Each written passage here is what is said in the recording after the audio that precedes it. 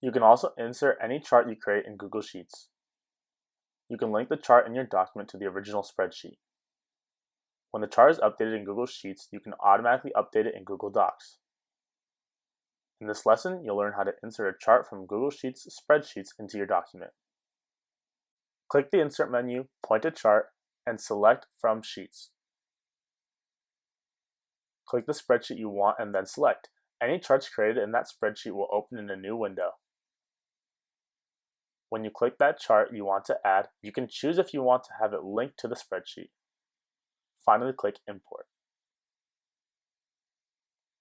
When you select the chart in Docs, if it's linked to a spreadsheet, you can click Link Chart options to either open the spreadsheet or unlink it.